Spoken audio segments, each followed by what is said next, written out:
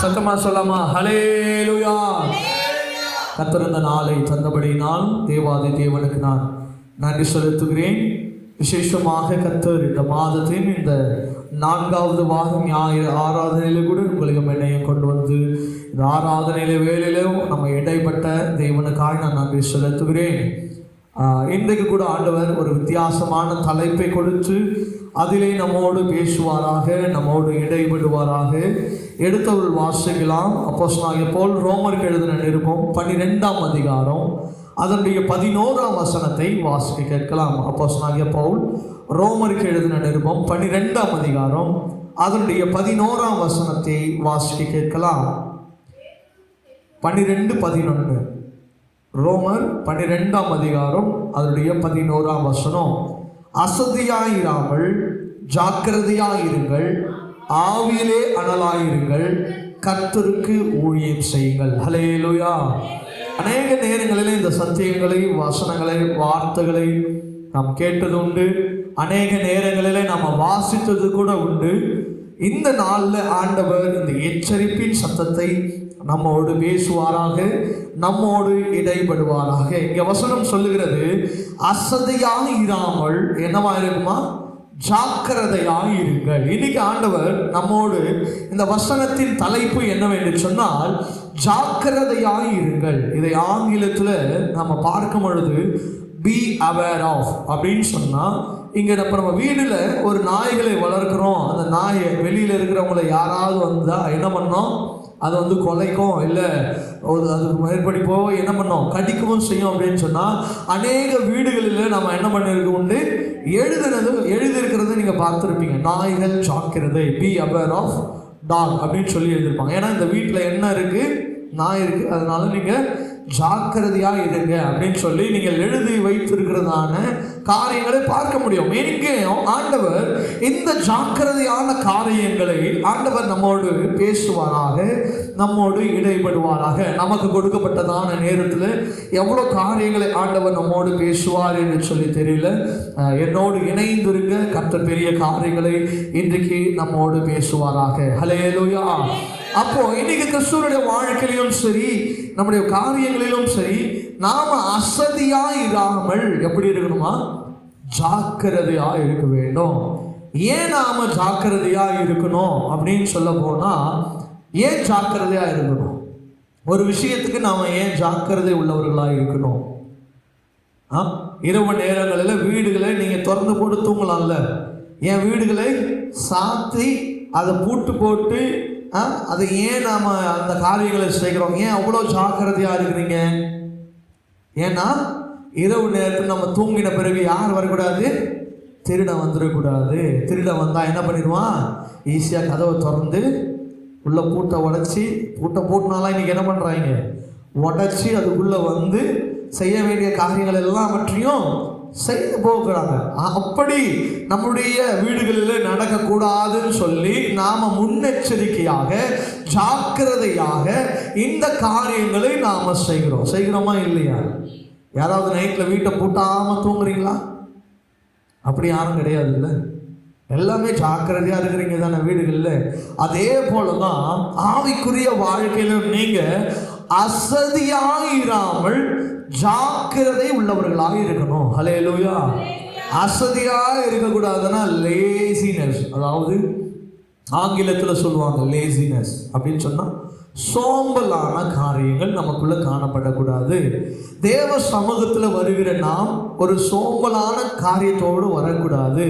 ஏதோ இன்னைக்கு ஞாயிற்றுக்கிழமை சபையை வச்சுட்டாங்க அதுக்காக வரோம் அப்படின்றதுக்காக வரக்கூடாது.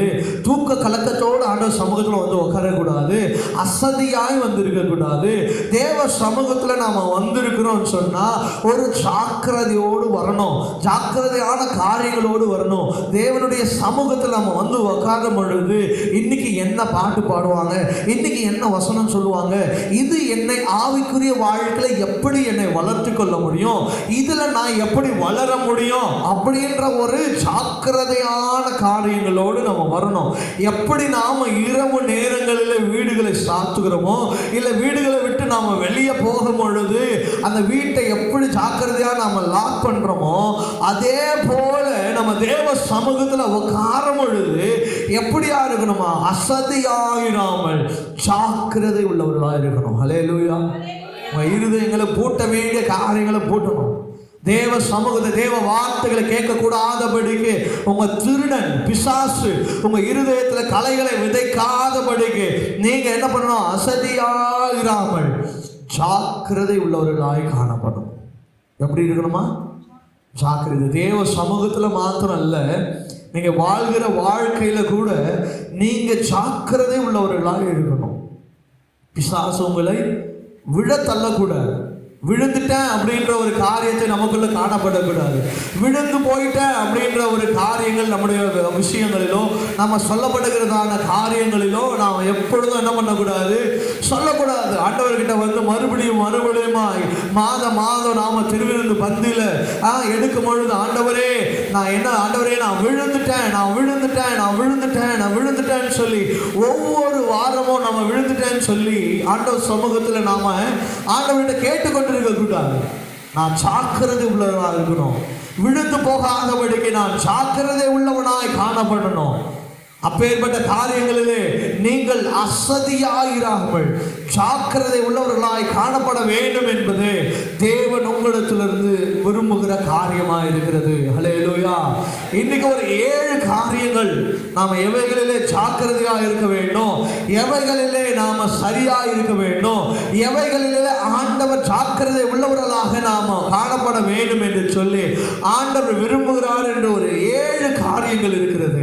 இன்னைக்கு தேவ சுத்தமானால் இன்னைக்கு எத்தனை காரியங்களை நம்ம பார்க்க முடியுமோ அதை பார்த்து தேவனுடைய நாமத்தை நாம் மகிமைப்படுத்துவோம். முதலாவது காரியம், எதிலே நாம் ஜாக்கிரதை உள்ளவர்களாய் காணப்பட வேண்டும் என்று சொன்னால் 2 பேதுருவின் புஸ்தகம் அதனுடைய 1ஆம் அதிகாரம் அதனுடைய 10ஆம் வசனத்தை வாசிக்க கேட்கலாம். 2 பேதுருவின் புஸ்தகம் 1ஆம் அதிகாரம் அதனுடைய 10ஆம் வசனத்தை வாசிக்க கேட்போம். ஆகையால் சகோதரரே, உங்கள் அழைப்பையும் தெரிந்து கொள்ளுதலையும் உறுதியாக்கும்படி ஜாக்கிரதையாயிருங்கள். இவைகளை செய்தால் நீங்கள் ஒரு காலமும் என்ன பண்ண போகிறது இல்லை, இடறுவது இல்லை. ஹல்லேலூயா. இன்னைக்கு நம்ம அநேக நேரங்களிலே இடறி போகிறதுக்கு காரணம் என்னவென்று சொன்னால், இன்னைக்கு நம்முடைய அழைக்கப்பட்டதான அழைப்புகளிலே நாம் ஜாக்கிரதை உள்ளவர்களாய் காணப்படாமல் போகிறதற்கு நாம வழிவகுத்து கொண்டிருக்கிறோம். ஏசப்பா உங்களையும் என்னையும் எதற்காக அழைத்திருக்கிறாரோ, அழைத்தவர் உண்மையுள்ளவர் என்று வசனம் சொல்லுகிறது. அவர் அழைத்தவர் உண்மையுள்ளவராக இருக்கிறார். அழைக்கப்பட்டிருக்கிற நீங்களும் நானும் உண்மை உள்ளவர்களாக இருக்கிறோமா என்பதை இந்த நாளில் நீங்க ஆராய வேண்டியது அவசியமா இருக்கிறது. எதற்காக நான் அழைக்கப்பட்டேன், எதற்காக நான் தெரிந்து கொள்ளப்பட்டேன்? இந்த உலகத்தில் எத்தனையோ 1000 பேர் இருக்கிறாங்க, எத்தனையோ லட்சம் பேர் இருக்கிறாங்க, எத்தனையோ கோடி பேர் இருக்கிறாங்க. ஏன் இந்த தமிழ்நாட்டிலும் சரி, இந்த திருவள்ளூர் மாவட்டத்திலும் சரி, இந்த திருவூர் கிராமத்திலும் சரி, இந்த எம்ஜிஆர் நகரிலும் சரி, எத்தனையோ குடும்பங்கள் இருக்குது. ஆனால் ஆண்டவர் என்னை தெரிந்து கொண்டிருக்கிறார் என்று சொன்னால் அதிலே ஏதோ ஒரு நோக்கம் உண்டு, ஏதோ ஒரு காரணம் உண்டு.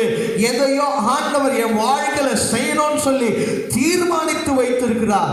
அதை அவர் செய்வதற்கு நான் என்னுடைய அழைப்பிலே நான் சரியாய் காணப்படணும். ஹல்லேலூயா.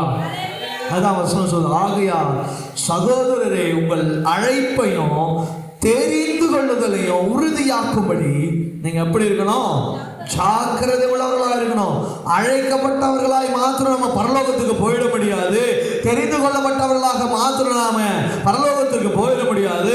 ஜாக்கிரதை உள்ளவர்களாக உங்களுடைய அழைப்பின் காரியங்களிலும் நீங்க தெரிந்து கொள்ளப்பட்ட காரியங்களிலும் ஜாக்கிரதை உள்ளவர்களாக இருப்பீர்கள் என்று சொன்னார், உண்மையா இருப்பீர்கள் என்று சொன்னார், தேவ பக்தியில உண்மை உள்ளவர்களாக இருப்பீர்கள் என்று சொன்னார், உங்கள் அழைப்புல என்ன பிரச்சனை வந்தாலும் சரி, என்ன போராட்டம் வந்தாலும் சரி, என் அழைப்புல நான் உறுதியா இருப்பேன்னு சொல்லி அந்த அழைப்பின் உறுதியில நீங்க உறுதியா இருப்பீங்கன்னு சொன்னா நிச்சயமாகவே கர்த்தர் உங்களை அழைத்ததான காரணம், அழைத்ததான நோக்கம் உங்க வாழ்க்கையிலும் சரி, என் வாழ்க்கையிலும் சரி, நம்முடைய ஊழியத்தின் காரியங்களிலும் சரி ஆண்டவர் நிச்சயமாய் நிறைவேற்ற வல்லவராய் இருக்கிறார். ஹல்லேலூயா, ஹல்லேலூயா.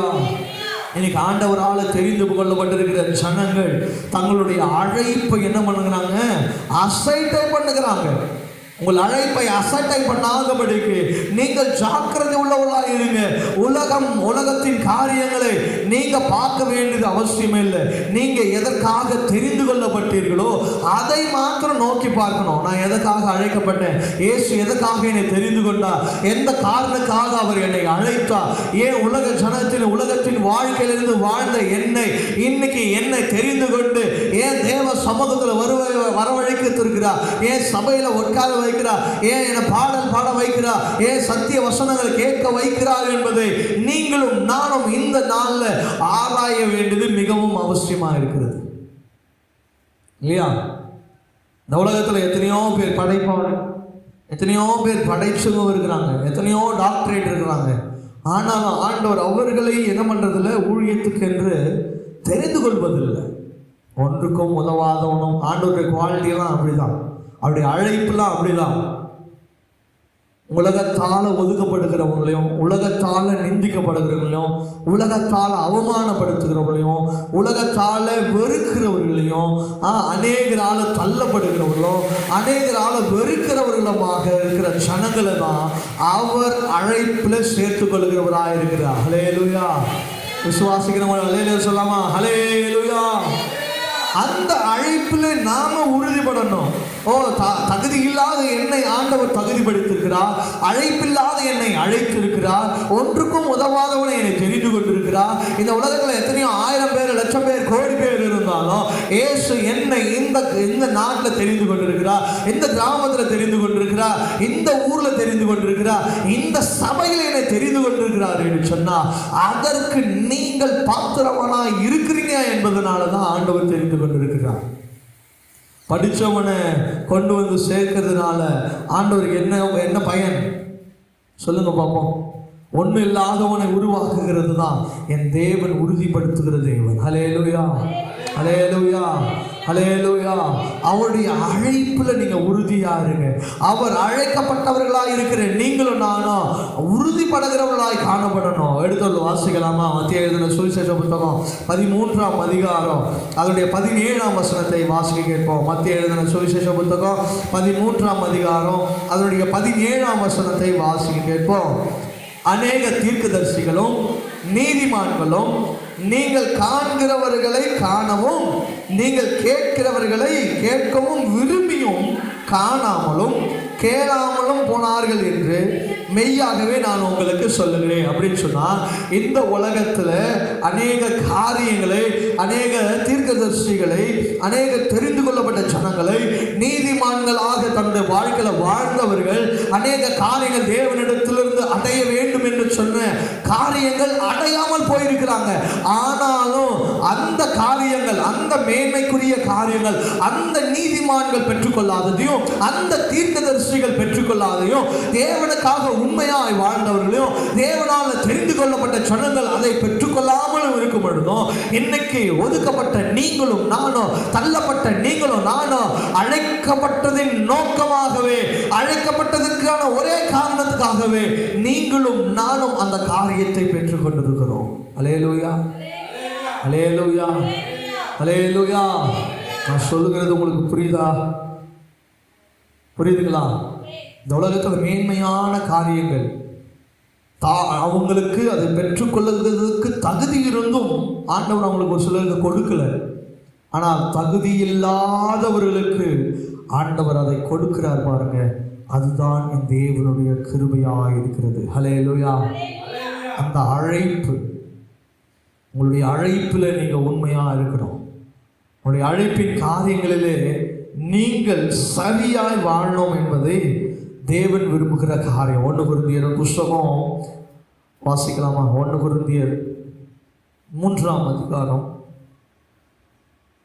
நம்ம அழைப்பில் ஏன் நம்ம உறுதியாக இருக்கணும் அப்படின்னு சொன்னால் 1 கொரிந்தியர் 3ஆம் அதிகாரம் அதனுடைய 18, 19 மற்றும் 20ஆம் வசனத்தை வாசிக்க கேட்போம். 1 கொரிந்தியர் 3ஆம் அதிகாரம் 18, 19, 20. தன்னைத்தானே வஞ்சியாதிருப்பானாக. ஞானி என்று எண்ணினால் ஞானியாகும்படி பைத்தியக்காரனாக கடவன். இவ்வுலகத்தின் ஞானம் தேவனுக்கு முன்பாக பைத்தியமாய் இருக்கிறது. அப்படியே ஞானிகளை அவர்களுடைய சந்நிதத்திலிருந்து பிடிக்கிறார் என்றும் ஞானிகளுடைய சிந்தைகள் வீணாய் இருக்கிறது என்று கர்த்தர் அறிந்திருக்கிறார் என்றும் எழுதியிருக்கிறது. ஹல்லேலூயா, ஹல்லேலூயா. இந்த உலகத்தின் ஞானம், எத்தனை டாக்டரேட் வேணாலும் வாங்கலாம், எவ்வளோ படிப்பு வேணாலும் படிக்கலாம், ஆனால் தேவ சமூகத்தில் இந்த உலகத்தின் ஞானம் என்னமா இருக்குதா? பைத்தியமாக இருக்கிறது. ஹல்லேலூயா, ஹல்லேலூயா. ஏன்னு சொன்னா அவன் அவன் புத்தியின் மீது சாய்வான், அவன் அவன் படிப்பின் மீது சாருவான், அவன் அவனுடைய பலத்தின் மீது சாய்வான். ஆனால் நீங்களும் நானும் எது மேலே சாய்வான்? இந்த காரியத்தை செய்ப்பா அப்படின்னு சொன்னா என்ன சொல்லுவோம்? முதலாவது, ஆண்டவரே நீங்கள் தான் எனக்கு துணை இருக்கணும். கேட்போமா? கேட்க மாட்டோம். ஒரு வேலை செய்யணும்னா, ஆண்டவரே நீங்கள் பலனை தாங்கப்பா, எனக்கு பலத்தாங்க, இடை கட்டுங்க, நான் ஒன்றுமே இல்லாதவன், நான் ஒன்றுத்துக்கும் பிரயோஜனமற்றவன், என்னால் ஒன்றும் பண்ண முடியாது. நீங்கள் என்ன பண்ணுங்க, எனக்கு பலனை கொடுங்க, எனக்கு சொல்லி கொடுங்க. அநேக நேரங்களில் நம்ம செபிக்கிறது உண்டு. அதனால தான் ஆண்டவர் உங்களையும் என்னையும் தெரிந்து கொள்கிறார். அப்படி அழைப்பு என்னமா இருக்குன்னு சொன்னால், நாம் அழைக்கப்பட்டதின் நோக்கம் என்னவென்று சொன்னால், தேவனை மாத்திரம் சார்ந்திருக்கிறவர்களாக இருங்க. ஹல்லேலூயா, ஹல்லேலூயா. யோபின் புஸ்தகம் 5ஆம் அதிகாரம் அதனுடைய 13ஆம் வசனத்தை வாசிக்கலாம். யோபின் புஸ்தகம் 5ஆம் அதிகாரம் அதனுடைய 13ஆம் வசனத்தை வாசிங்களேன்.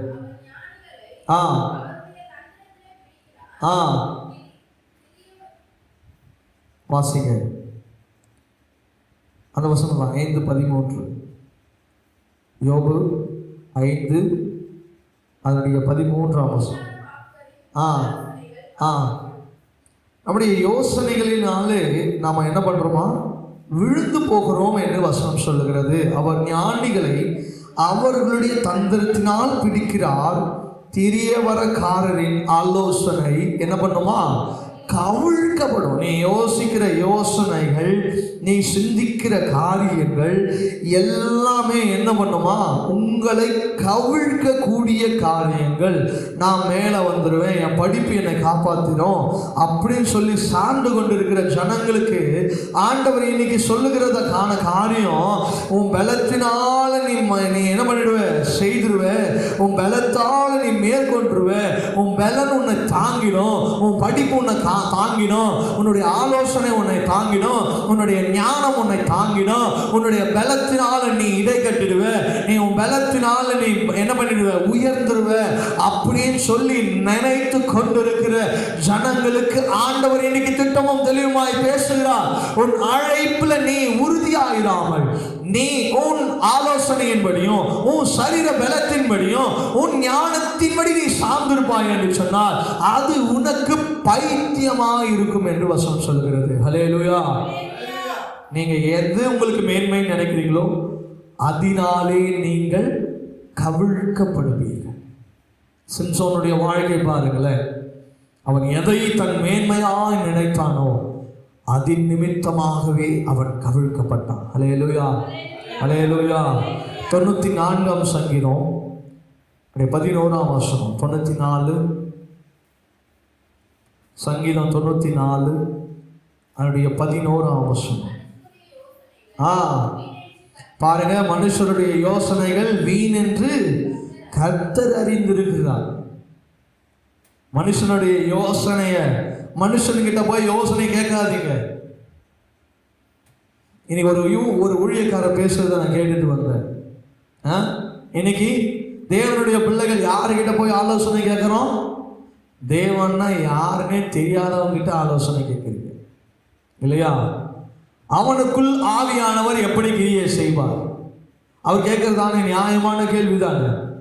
சபைகளுக்கு நீங்க வரீங்க, ஆண்டவரை தேடுவீங்க, எல்லாவற்றையும் ஆண்டவருக்குள்ள நீங்க செய்யும் பொழுது ஒருவன் தேவனை அறியாதவன் அவன் படித்தவன் என்ற ஒரே நோக்கத்துக்காக அவனிடத்துல போய் நீங்க யோசனையை கேட்டு அவனுடைய யோசனையின்படி நீங்க நடக்கக்கூடாது.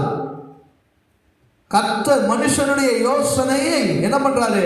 வீணன் என்று அறிந்திருக்கிறான். நீ அவன்கிட்ட போய் அவன் நல்லா எனக்கு யோசனை கொடுப்பான், என் பிள்ளைய படிக்கிறதுக்கு நல்ல யோசனை அவன் கொடுப்பான், எனக்கு நல்ல வேலைக்கு அவன் நல்ல யோசனை கொடுப்பான் அப்படின்னு சொல்லி, என் பிரச்சனைக்கு அவன் நல்ல யோசனை கொடுப்பான், கணவன் மனைவிக்குள்ள சண்டை வந்துருச்சுன்னு சொல்லி மூணாவது மனுஷனை நீ உள்ள கொண்டு வந்தானா அவன் கொடுக்கிற யோசனை உனக்கு ஒரு நாளைக்கு நல்லா இருக்கும். ஆனால் அடுத்து வர காரியங்கள் எதுவுமே உனக்கு நன்றாகவே அமையவே அமையாது. ஹல்லேலூயா. என்னையா சாபம் விடுறீங்க அப்படின்னு சொல்றீங்களா? இல்லை, இது தேவனுடைய வசனம் நமக்கு போதிக்கிறது.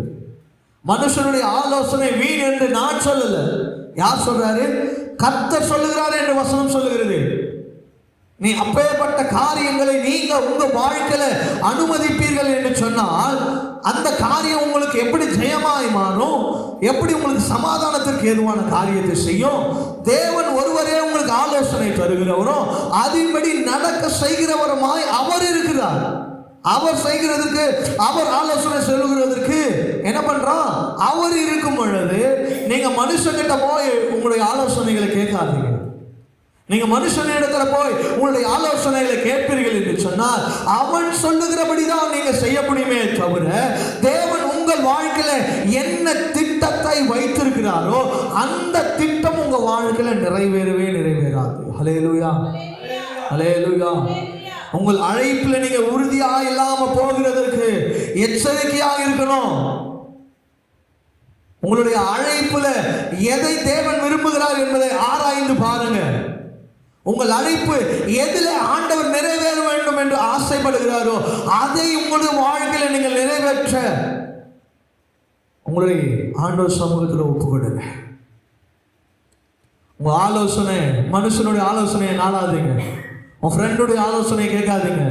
உங்க அப்பா அம்மாவுடைய ஆலோசனை ரெண்டாவது. முதலாவது தேவ சமூகத்தில் உட்காருங்க. ஆண்டவர் இந்த காரியத்தை நான் செய்ய போகிறேன்.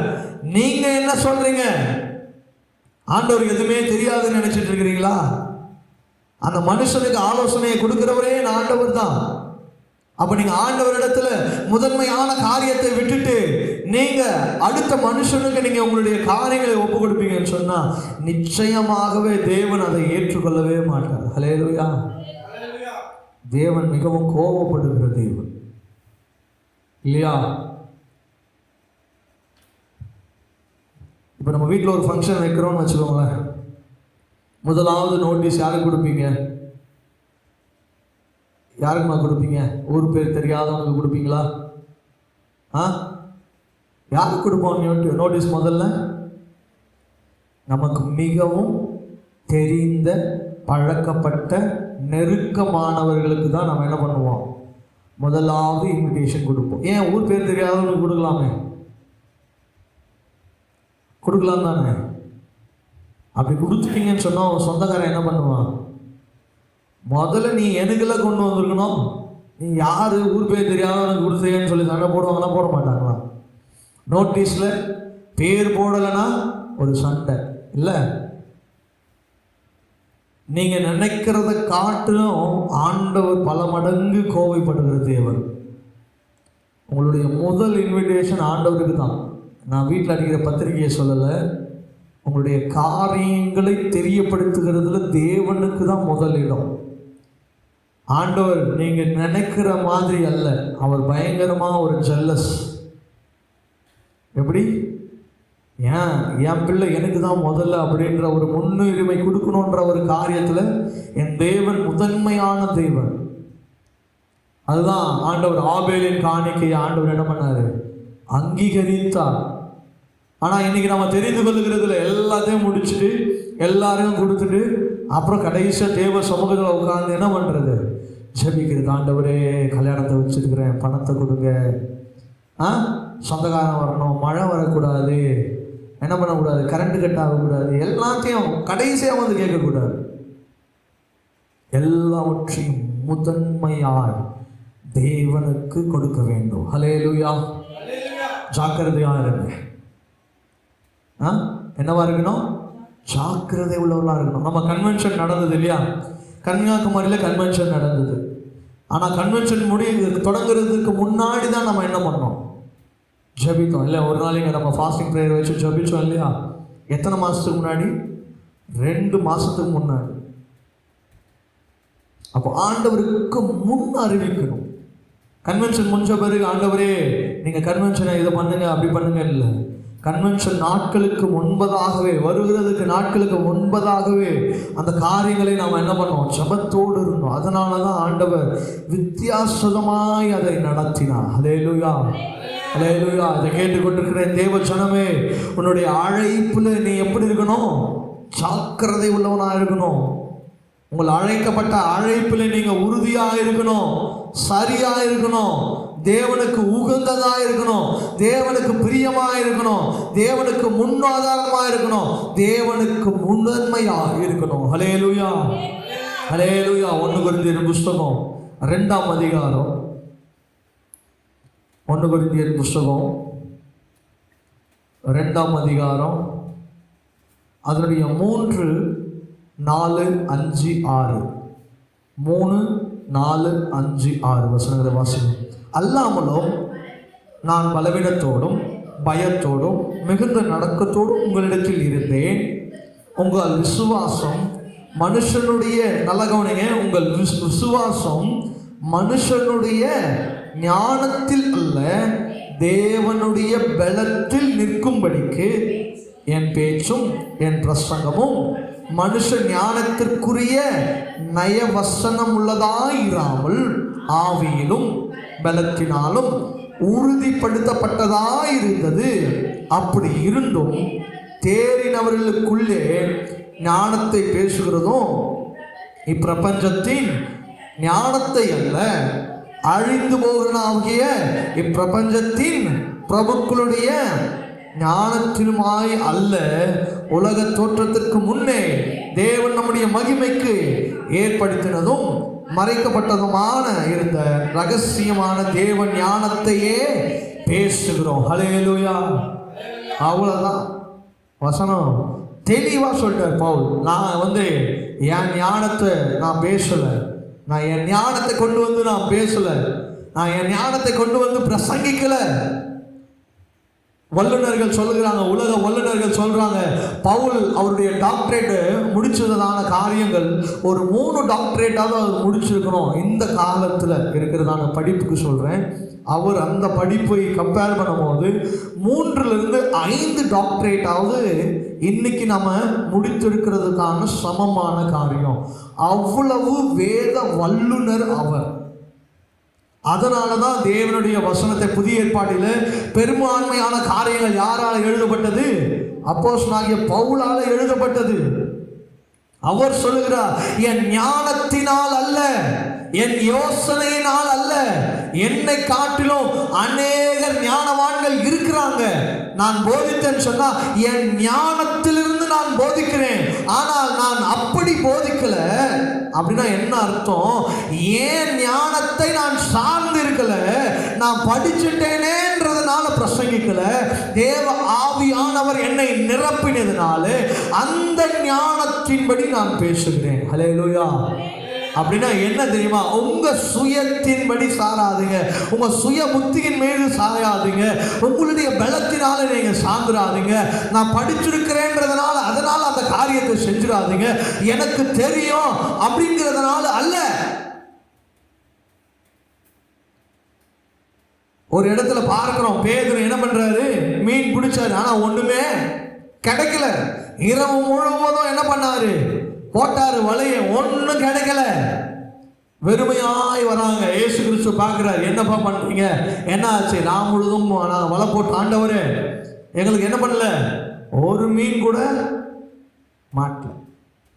எப்படி டாக்டரேட் பட்டத்தை பவுல் பெற்றாரோ அதே மாதிரி மீன் பிடிக்கிறதுல டாக்டரேட் யாரு? பேதுரு. அவனுக்கு எங்கே போய் மீன் பிடிக்கணும், எந்த இடத்துல வலைய போடணும், மழை வர நேரத்தில் எங்கே போய் நம்ம மீன் பிடிக்கணும், இரவு நேரத்தில் எங்கே போய் மீன் பிடிக்கணும், பகல் நேரத்தில் எங்கே போய் மீன் பிடிக்கணும், நடு மதியானத்தில் எங்கே போய் மீன் பிடிக்கணும் அப்படின்றது எல்லாமே யாருக்கு தெரியும்? பேதுருக்கு தெரியும். அவனுக்கு தெரியும் இரவு நேரத்தில் அங்கே போய் போட்டால் எனக்கு என்ன கிடைக்கும்? மீன் கிடைக்கும் சொல்லி நைட்டெல்லாம் போயிட்டாரு, வலைய போட்டார், ஆனா ஒன்றும் கிடைக்கல. ஆண்டவர் சொல்றாரு பேதுரு பார்த்து, பேதுருவே இப்ப நீ என்ன பண்ணு, வலைய போடு. ஆனா சொல்றான், ஆண்டவரே நாங்கள் முழுவதும் வலை போட்டோம், ஒன்றும் அகப்படல. ஆனாலும் அங்க கவனிக்கணும், ஆனாலும் ஆண்டவரே நீங்கள் சொல்லுகிற விதமாய் நான் செய்கிறேன் அப்படின்னு சொல்லி அவன் வலையை எங்க போட்டான், கடல்ல போட்டான். ஹல்லேலூயா. போட்டது நிமித்தம் என்ன தெரியுமா, அவர்கள் வலைகள் கிழியத்தக்கதான், வலை கிழிஞ்சு போகிற அளவுக்கு அதே இடத்துலதான் வலைய போட்டான். அவனுடைய யோசனையின்படி வலைய போட்டான்.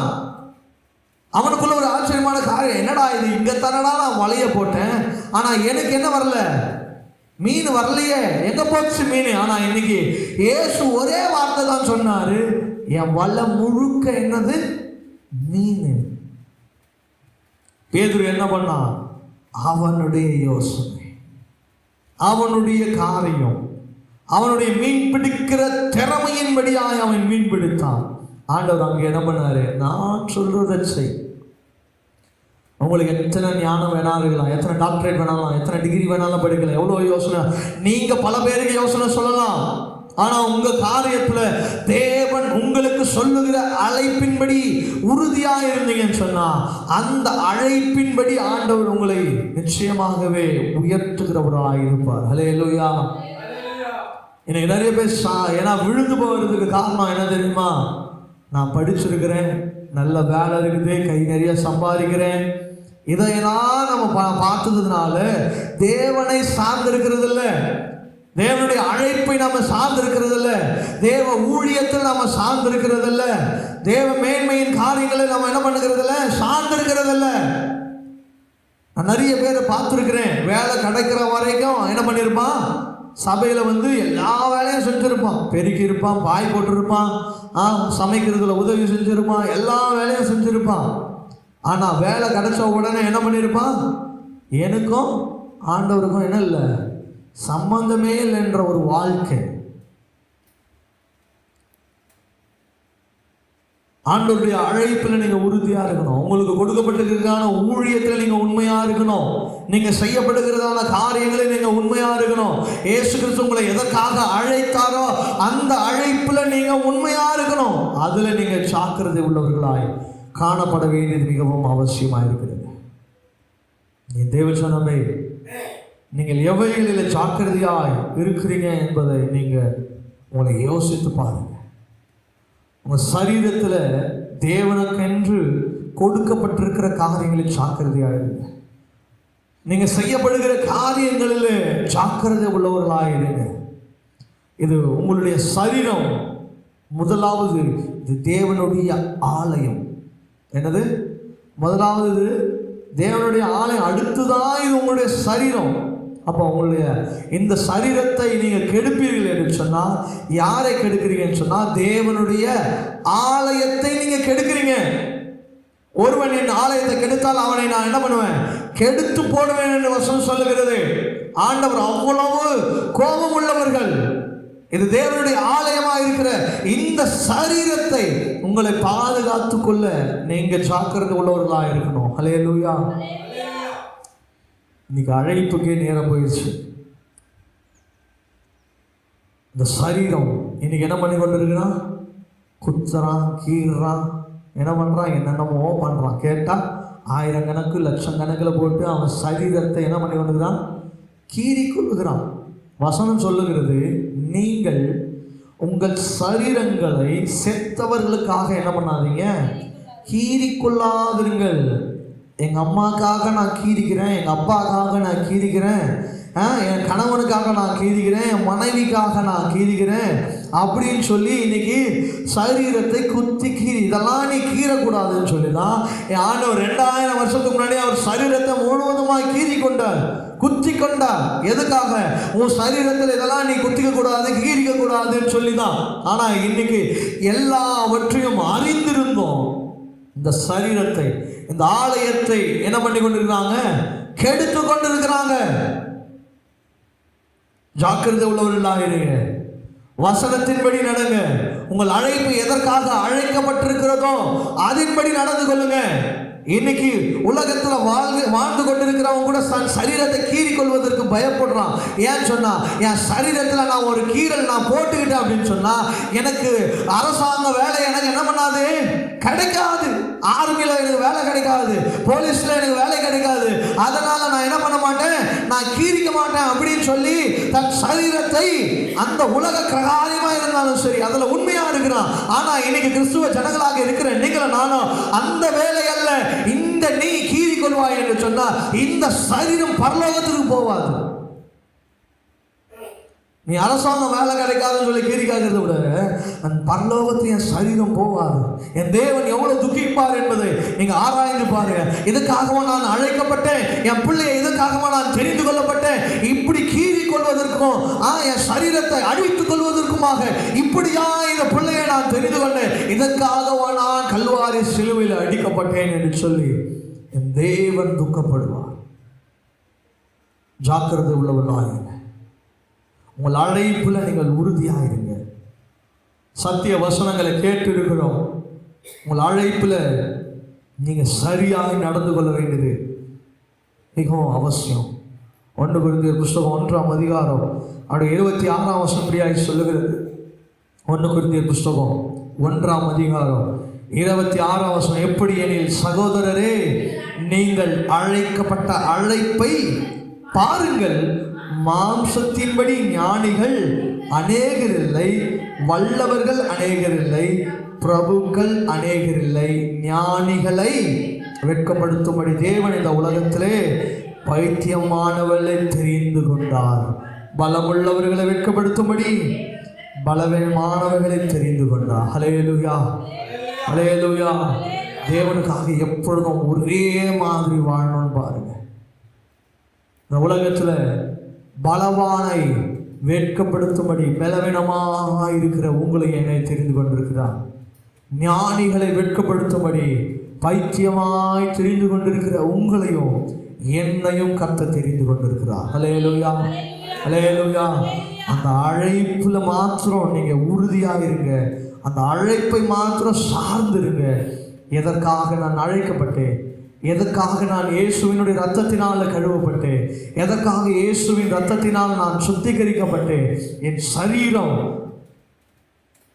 ஒருவேளை நீங்கள் என்னெல்லாம் ஐயோ நான் தெரியாமல் என் சரீரத்தை ஒருவேளை அப்படி பண்ணியிருக்கீங்கன்னு சொன்னால் ஆண்டவர்கிட்ட மன்னிப்பு கேளுங்க. ஆண்டவரே, நான் இது தெரியாமல் பண்ணிட்டேன்ப்பா, இதை தெரியாமல் செஞ்சுட்டேன். ஆனால் இனியும் என் சரீரத்தை நான் என்ன பண்ணக்கூடாது, கெடுத்து கொள்ளக்கூடாது, அழித்து கொள்ளக்கூடாது.